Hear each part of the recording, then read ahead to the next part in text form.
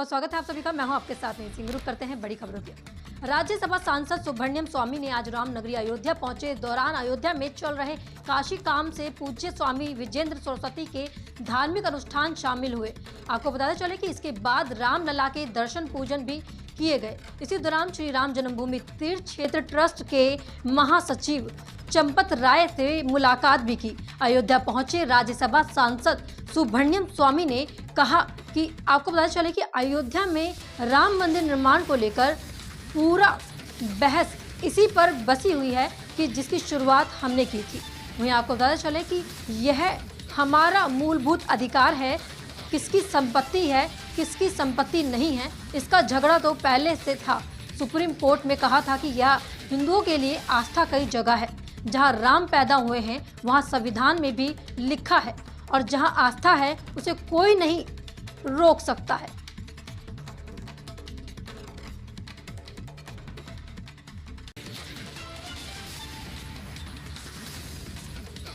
सारा जो हमारे सुप्रीम कोर्ट में जो बहस हुई वो इसी पर तो वही थी।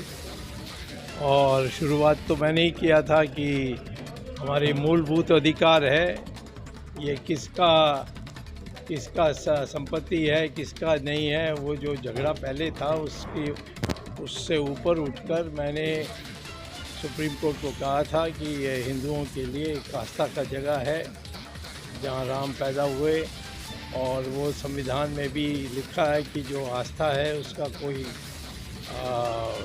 ना नहीं कह सकता। और इसीलिए हमें ये मौका मिली है कि दोबारा राम मंदिर रामलला मंदिर यहाँ बनाने के लिए, ये तो देश के लिए एक सौभाग्य का विषय है।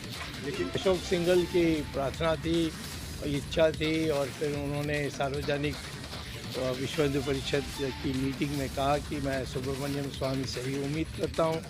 उन्होंने राम सेतु को बचाया तो वही राम मंदिर भी बनाएंगे, तो इसीलिए मैं आया और एक नया आयाम दिखाई मैंने सुप्रीम कोर्ट को कि यहाँ राम पैदा हुए, ये हमारी आस्था है, इसको कोई चुनौती नहीं दे सकता। तो यहाँ आस्था है तो फिर और कुछ नहीं हो सकती, और कहीं नहीं जा सकते हैं।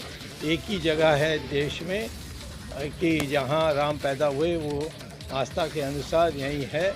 तो इसीलिए हम लोग हिंदुओं को मिलना चाहिए दोबारा मंदिर बनाने के लिए। और मस्जिद तो कहीं भी बन सकती है, क्योंकि मस्जिद तो सिर्फ नमाज़ पढ़ने के लिए जगह है। तो इसीलिए हमारी बात सुप्रीम कोर्ट ने मानी, हम जीते। उसके बाद हमने ये पहली बार इस तरफ आ रहे हैं। अब ये सारे संचालन तो प्रधानमंत्री कर रहे हैं, तो इसमें मुझे टिप्पणी करने की ज़रूरत नहीं। कांग्रेस पार्टी है ही कोई पार्टी, वो तो एक विदेशियों का एक गुट है। उसमें बाकी सब लोग एक गुलाम जैसे हैं। पार्टी तो उसको कभी नहीं मान सकते हैं। पार्टी तो बीजेपी जैसे जहाँ अनेक लोग हैं, अनेक विचारों का लोग है, ऐसे पार्टी होनी चाहिए। तो कांग्रेस पार्टी का कोई मुझे तो भविष्य नहीं लगता जब तक ये नेहरू परिवार की छुट्टी नहीं होती। इंडिया गठबंधन, वो अभी गठबंधन तो रोज़ लड़ाई चल रही है। तो जब गठबंधन चुनाव में टिकट्स की बांटने के बाद आप पूछोगे तो मैं बता सकता हूँ। हाँ, मुझे क्या कहना है, वो स्वाधीन है यहाँ आने के लिए, और मैं नहीं हूँगा, इतना ही कह सकता हूँ। नहीं, ये तो है ही हमारे देश में खतरनाक यानी ऐसे घटनाएं हो रहे हैं जहाँ आतंकवादी लोग, और ख़ासतौर जो विदेश से प्रेरणा लेते हैं, वो कर रहे हैं। उनको सख्ती से और एक विश्वास के साथ हम इस देश को मुक्त करने के लिए इस आतंकवादियों से हमें काम करना चाहिए। हम बहुत ढीला हैं, और चाइना ने हमारी ज़मीन ले ली, हम कोई यहाँ इस देश में कोई बोलता ही नहीं है। मैं ही अकेला बोल रहा हूँ। पाकिस्तान अभी भी कश्मीर को लेकर बैठा है।